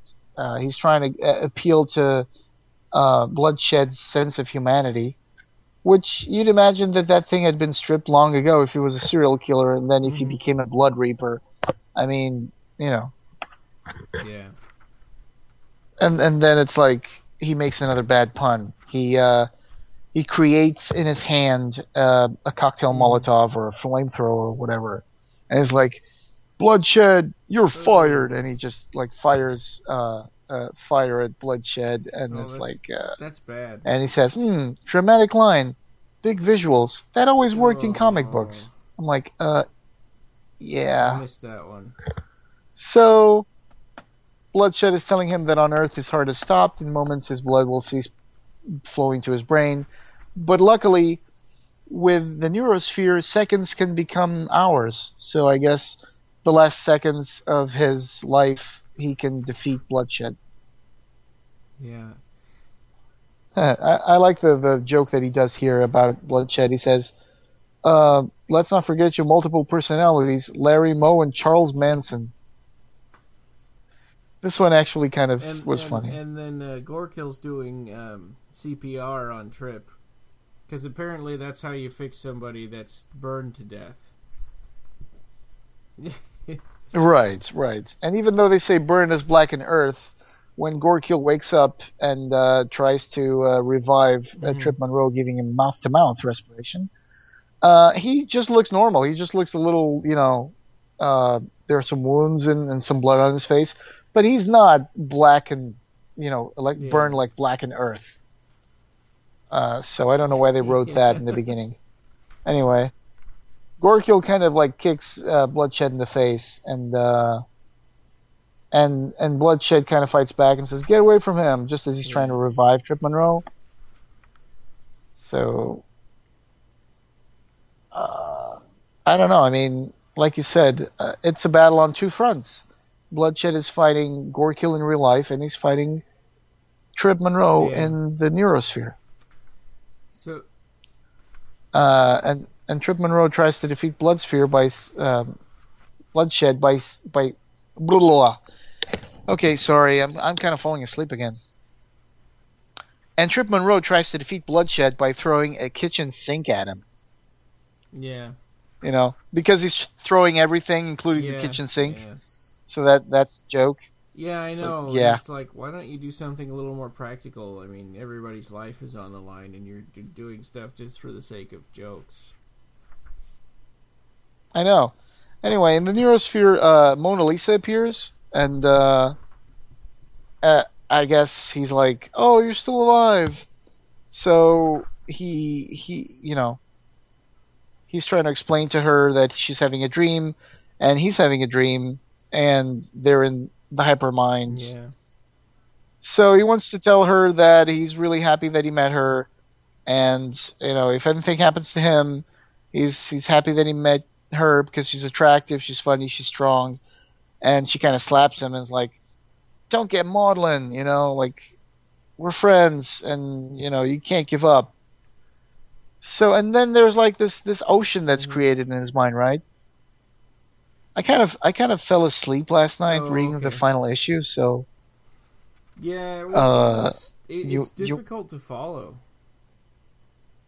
So he creates this ocean in his mind, and they're fighting, and then they cut back to Sol and Ray, who's like apparently just hanging out in the apartment because I guess he decided taking not a to shower go along with them, and then these corpy attorneys come up and they say, "Hey, you." Yeah, they got suits and slick back hairs and stuff, and then they have these huge saber-toothed teeth coming out of their mouths. Because you're in trouble for being a traitor or whatever. Yeah, and one of them has a suit that has no sleeves. Yeah, and then Sol and Ray's like, well, like, okay, I guess so. What's the worst that could happen to me? I'm Felon Bale's son. And they're like, oh yeah, by the way, the punishment is death. And he's like, oh wait, no, stop. Death by decapitation. It's like, what? Hey, wait a minute, fellas, I've changed my mind. Yep. So he's just being sucked into the tarot card. That's the last that we see of Sol and Ray. Yeah, that's completely useless character. Yeah, I mean, some mentor. He didn't do anything. Right, he just gave a little exposition. Just told him that you're Earth's champion and you need to use your powers. That's pretty much the sum of all the advice that he gave Trip Monroe. Meanwhile, in the neurosphere, I think he's floating down a stream into his subconscious. Yeah, and he and at this point that hand thing, he uses that to somehow separate Bloodshed from the guy that became Bloodshed, and then pull out the other personalities that were, I guess, like him, and he had a twin sister. So this lost me. Did his twin sister get killed somehow? I don't know. He says, "Whatever happened to you, Vicky?" And she says, "I don't know, Vincent, but I'm here now. Like, come on." What? So. And then it turns into Hellraiser 2, and she's like Tiffany. In the funhouse mirrors. Yeah. You see that? And they just... I guess they're kind of representative of his fragmented psyche, like Vincent's psyche, the serial killer who became Bloodshed. And so... Yeah, and meanwhile, Bloodshed is having this freak-out moment, because he's like... You're right in front of me dying, but you're still inside my head and you're fighting me, so why are you taking so long to die? And he tries to actually use his powers in the real world to destroy his body. He wants to feed his blood to the sunflower. There's some sort of caveat that you're not supposed to do that to somebody who's still alive. So it backfires on him, and he gets sent to the sunflower instead of which is right. Like Gorkill says, you made him do the Blood Reaper ritual, but you weren't dead yet, so he was too crazed to care. So the feedback took him instead. Which just seems like a cop out. Like it's like they ran out of pages and they needed to end this battle really quickly. And it just ends like that. I mean, we don't even know whatever happened to Lisa. We don't know what's going to happen to Gorkill. We don't know what's going to happen to Felon Bale and Godkin Straight's plans. So this one never got an unleashed issue. So the story pretty much ended here. And it says, continued somehow, someday. Check out our letters page for details. Really the only hint at, something bigger was just to say, well, now we've killed his champion, so Felon Bale's going to come at us with everything he's got. But the other comics, did something big for the end, to try to say, hey, look, look how exciting this is. You should buy it and try to get us, show how much you like this comic, so that maybe we can do more later. But this one, it was just kind of like, yeah, this is just like a regular issue. It is just like the end of this story arc, and it was like, okay, well, I guess he was gonna take over a more important role in the crossover that they had planned, the Tarot Conspiracy, because I think that would involve tarot cards and Trip Monroe. So he was gonna bring everything together with Saint Sinner, Ecto Kid, and Hyperkind. They were all gonna have this huge crossover, and we will discuss that in another episode. In the meantime, the letters page has Mark McLaurin talking about the comic book, saying that we received a ton of mail, and sadly, this is the last issue of Hokum and Hex. As much fun as this book was, and as enthusiastic as your responses have been, the bottom line for this now is that the book simply isn't getting out to enough people in its present form. So he says, as you know, this book has acquired a hearty and devoted following, and I'm still wondering who these people were. Did you notice that it wasn't on this issue, but one of them, Doug Ackert, wrote one of the letters? Yeah. Really? Yeah. Doug from the forum from Fifth Dominion? That's cool. One of the other series that we read, he wrote a letter in that one, too. I can't remember if it was Hyperkind or Ecto Kid. Yeah. Awesome. I used to write letters all the time to the Spider-Man comic book, and they never got published. Teenage Mutant Ninja Turtles comic. A couple of times. Did you get published? Nice. That's got to be rewarding when you get the comic book and you're like, hey, they read my letter. I always wondered how many bags of mail they would get for these things. It seems like I always thought many, because at least not in this one, because most of these issues don't even have any letters at all. Right. So they say, do you want to see the further adventures of Trip and the Gorkill in a new incarnation? Then put your pen where your mouth is. We're available for your comments at the above address and anxiously await the mailbags of responses. Meanwhile, blah, blah, blah, blah, you can go and read Hyperkind and Ecto Kid Special, and there's going to be, until then, rest easy knowing you haven't seen the last of Trip Monroe, which I disagree. We have seen the last of Trip Monroe. And unlike the other ones that were ended more hopeful, he was like, he knew they weren't even going to get a special. Yeah. Right. The other guys knew they were getting a special, and they also thought they were going to get a second special. Well, they do reply to one of the writers. They say, we know that ending this series disappoints a good many readers. Your letters tell us that. The good news is that we're aiming to set that right this summer with the startup of 3 new titles, all from the mind of Clive Barker. Yeah, they were going to do stuff that had different names and other characters, and they were going to do the crossover with the Tarot Conspiracy as a way to also launch these new titles, but that never came to be. So, that's it. And, okay, so now for stuff that Clive Barker said about this. We're gonna add some of this stuff to the show notes.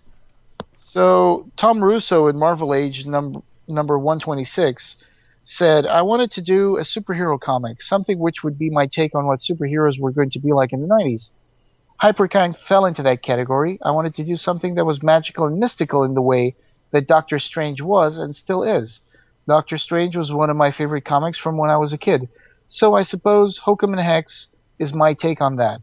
Ecto Kid, which is perhaps the second weirdest of the bunch, is a kind of dream story for the 15-year-old that's still alive to me. And Saint Sinner is just a wild one, the series which hopefully will press the limits of what comics can do. So this is by Tom Russo. I guess he was like an editor on these things? Because the writer was Frank Lovis. So another stuff, Malcolm Smith said that at one point, it's looking like these creations are going to have lives outside the comics as well. Ecto Kid is on his way to becoming an animated TV show, and there's already talk about feature films being made of Hokum and Hex and Hyperkind. I can't imagine that anyone took that seriously. I don't know. Yeah, I mean, Hyperkind, maybe, because they were superheroes and they were comic book superheroes and they had all the tropes of comic book superheroes. Hokum and Hex, I don't think this would this would have been like on Showtime on a pilot and probably never And be it was too talked of soon to again. do a superhero movie like that. I mean, if could you imagine if they tried to make X-Men in like 1995? Yeah, the special effects probably still weren't up to par with what they and needed. all the superheroes before the 90s were terrible. I mean, all the superhero movies were terrible before the 90s. Except for like Superman. But you know, Terminator 2 had come out, was it in 1990 or 1991 or 2? Yeah. 2, right? So that was when CGI was starting to Alien become a 3 thing. had a CGI alien, which was a kind of Right. new thing too. Yeah, there was a mix between animatronic and CGI, and yeah. So, Mark McLaurin also said once, there's big doings in the works as of now with the Razorline. By now, you may have heard about new titles coming out this year under the imprint and from the mind of Clive Barker. Titles like Mode Extreme and Rateheart, the later of which is to be scripted by Hokum and Hex' own Frank Lovis. So here's what you can expect in the months ahead. A dramatic new villain invading the Razorline universe whose threats will affect every title in the line. New groups of heroes springing up from Clive's most secret and imaginative mythologies. And the dramatic return of heroes and villains from the earlier forgotten age of heroes in the Barkerverse. So I guess they were going to, they thought they were going to, even in the face of cancellation, they had huge plans. Yeah.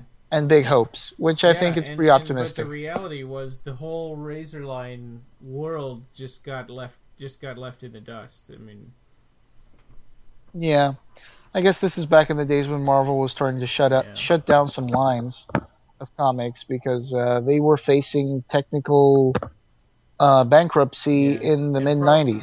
So that was a problem. They were spread too thin, and probably having Marvel comics and then Epic comics and Razorline comics was too much. Yeah. So the way they introduced this, the introductory essay by Clive Barker, was from now on, sometime stand-up comedian, failed lover, and insomniac Trip Monroe will be a defender of Earth. He will travel to Decamundi looking for magical allies in the struggle. He'll meet his great-grandfather's spirit and learn how comedy expresses the healing spirit of the cosmos. He'll do stand-up routines for deities and ride his unicycle through the fires of the Neobis. The old order of pseudo-archaic spells and highfalutin symbolism is over. Welcome to the magic of the 90s. Comical and brutal, surreal and cynical, dark and ridiculous. So this actually seemed like a nice concept by Clive. Too bad we didn't get to see almost any of this stuff. I mean, he did not meet his great-grandfather's spirit. He did not do stand-up routines for deities. He did not ride his unicycle through the fires of the Neobis. I feel cheated. I wanted to see this. I wanted to see this cosmic clown, this kind of like Domingo di Barondo, like in the Maximilian Bacchus's book. So much of what we read was exposition, and it just introducing the character and his problems. It's a shame that we didn't get to see Frank Lovis develop this as grandiosely as Clive Barker imagined it. So another definition of Hokum and Hex is by Clive Barker in the Comic Buyer's Guide in July of '93. This was a few months before September when the book came out. Hokum and Hex is a visit to a world of magic and absurdity, a mingling of thrills, chills, and wild lunacies that will, I trust, revive the fortunes of the tale dedicated to both nerve-wracking action and spine-chilling mystery. Again, things that we didn't really get in this comic book. Maybe they held back too much, or it just isn't even. And this is the problem that you get when Clive Barker sets something up for other people to do, is that they don't really capture the exact spirit of, I think, what he wanted. Yeah, that's one of the problems with Razorline, I think, is that Clive Barker did have these amazing painted concepts and treatments, but then it's the execution that kind of failed Clive Barker. The execution by these people who took over the comics. And, I'm not trying to be unfair. I mean, I know artists did the best they could. The artists were great. I mean, it was. I think it was more of a writer problem. Especially with Hyperkind. I mean, there's nothing wrong with the art of Hyperkind. It was all the writing. No. It's pretty much all the writing. I mean, I think the guy who made the comic book art for Hyperkind and Hokum and Hex, they're good artists. I mean, the name of the artist who did this was something Williams. Hang on, I'll just check real quick. It was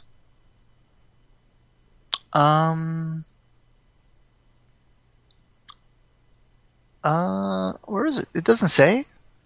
Oh, Anthony Williams. Anthony Williams was the artist, and Frank Lovis was the writer. So I like Anthony Williams' art. I mean, I own some of these pages from Hokum and Hex, and my brother owns a few others too. And I also own some pages from Hyperkind. I really like the artwork. It's okay. It was the writing that kind of failed him, because I didn't stand up to the concepts that Clive created. I think when we haven't we haven't revisited Saint Sinner yet, but I think so far I would put Ectokid number 1, Hokum and Hex number 2, and Hyperkind number 3. You know, as far as like my Okay. I would probably switch Hyperkind and Hokum and Hex around. I had more problems with rereading Hokum and Hex than I had with rereading Hyperkind. Was more exciting to read, and Hokum and Hex was like, oh my god, it was all debate and philosophy and not very much action. Hyperkind had the attenuating circumstance that it was a superhero comic book, whereas here we don't really understand what kind of hero Trip Monroe is trying to be. Know what kind of hero he was. Right. It's more like he's more like a guy trying to come to terms with what kind of hero he wants to be, and he just wants to give up on every single issue. Even more practically speaking, he didn't. I mean, his powers were different each time. It's like Mr. Spock or Superman. They didn't really. Yeah. It's like, is he just changing light and hypnotizing people like you said before, or is he like? Is he using molecular fields? And I think in the first issue he was manipulating real matter and using those weapons to kill the Corpy. I have this idea that in the 90s they were putting out so many comics that it was like, just come up with something really quickly and just, put it out there. So I guess they were just, I don't know, it feels a little rushed. The whole Razorline thing feels a little rushed. It took place in like this September, like coming out of this summer period, and I don't know. It's like they were like, we got to do it. We got to make all these comic books. Marvel was putting out like hundreds of comic books every month. When we were reading the crossover with Hyperkind on this one, and it said in 2 weeks, see the conclusion, in Hyperkind number whatever, and as I was thinking, oh God, that means that writer had to come up, had to go help Fred Burke or whatever with this story in 2 weeks. They had to come out with a whole new issue. I guess. I mean, they probably had those things planned sometime ahead. But the thing is, I mean, in the summertime, I remember when Marvel used to put out mainstream titles like Amazing Spider-Man. In the summer, they would go bi-weekly. You remember that? Right. Yeah, they would go bi-weekly in the summer. I guess it was because kids were on vacation, on holidays from school, so now they could spend more money in comics. And I remember buying comics in the summer, and it was like, oh, shucks. Now there's the Amazing Spider-Man early January and late January, early February and late February. Well, actually not January, February, but more like June and July. Those were the months when they actually put them out bi-weekly for like a couple of months. So in the summer they would sell like twice as many comics. I don't know. I just felt that the execution failed the Razorline universe, especially the writers. I don't mind if they take 2 months to make a good issue of something. Yeah, me neither. I mean, nowadays comics take longer to come out. I mean, the monthly comics, they're not really monthly sometimes. Yeah, especially these Boom comics now. I mean, like Hellraiser sometimes doesn't, he doesn't come out every month, and Next Testament, we've seen at least a couple of times now where the issues have come out, in 2 months instead of one. On one hand, I understand why they're doing that, and I understand that sometimes they want to put out a good product instead of rushing something.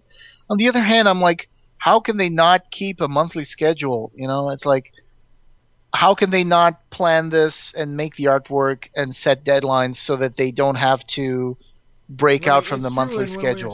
But then, it's like they had done a bunch of issues, ahead. So why? Yeah, you're right. Why is this happening? I don't know. I guess it's just part of the industry. Maybe distribution deals get in the way. Maybe printing problems get in the way.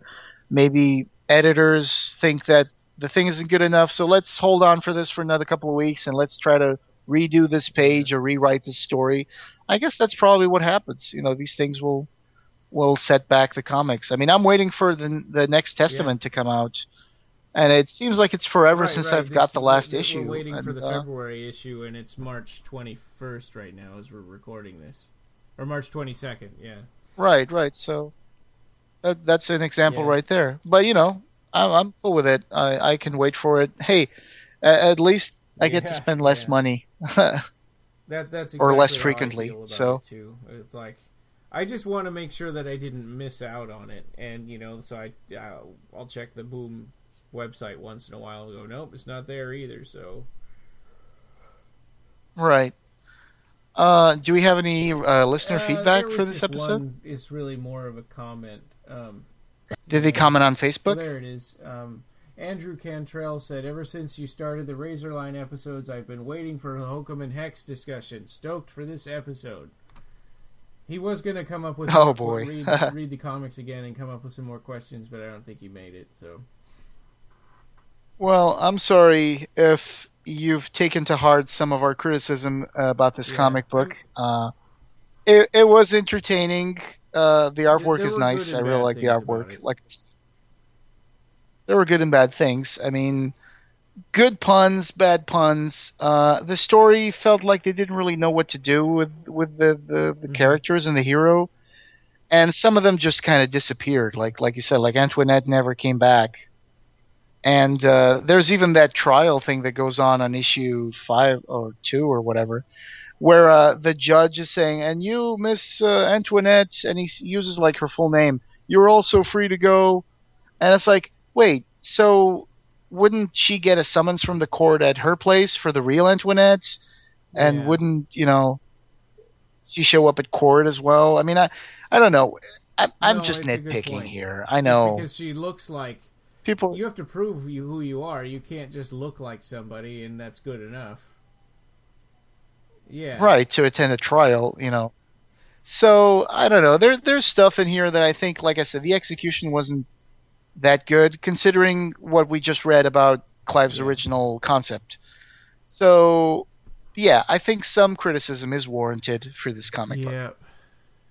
But hey, if you enjoyed it, that's fine. I mean, I enjoyed it too. I owned it. I owned the comics, so I bought them. Me so too. I liked this was the first time I've read them all, instead of just reading the first issue. And the puns and jokes weren't as bad as I was expecting. But I mean, there were some cringe-worthy moments, but it wasn't all the way through whoopee cushions and bad jokes. Right. So yeah, I mean, would I recommend Hokum and Hex? I would recommend Hokum and Hex if you're a completist, because for some people, reading this comic book might feel like a little bit like a waste of time, because the story doesn't really have an ending. So you're just left with this kind of beginning of something, and then it just stops. Because our hero just gets, finds his will to become a hero, and that's when actually it stops. So, it's like, we got kind of a prelude to the comic that was never made. Right. I think if they had gone on with the Terror Conspiracy, that he would have taken a more important role, and they do say that he would change dramatically, and he would become a much more powerful, character. So they had plans, but unfortunately they never came to fruition because everything got canceled. Yeah, again, sorry if we sound a little lethargic, but we did get up really early to do this. I think we did this before once, right? Yeah. I think we did like a really early episode once, and early, it was though. kind of it was like more this. like 7 and 8 instead of 5 and 6. Yeah. Yeah. So that's it. That was Hokum and Hex. Blah, blah, blah. So thanks for listening, guys. And next episode will be Saint Sinner if everything goes well. And and we'll talk about the non-existent future of the Razorline comics. Yes, the Tarot Conspiracy. Right. So stay tuned. Okay, catch you guys later. Bye-bye. Bandwidth for this episode was provided by Jose Leitao. Yep, that's right. He helps financially support this podcast. So he's not only a great co-host, but he's also been really, really helpful in keeping this thing afloat. So thanks again, Jose. All right, well, everybody, I hope you're having a good weekend.